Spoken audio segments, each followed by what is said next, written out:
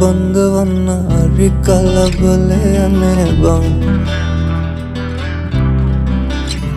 මට බඳින්න බෑදැන් තම 27යි නේ බං තාම 27යි නේ බං හැබැයි එයා මට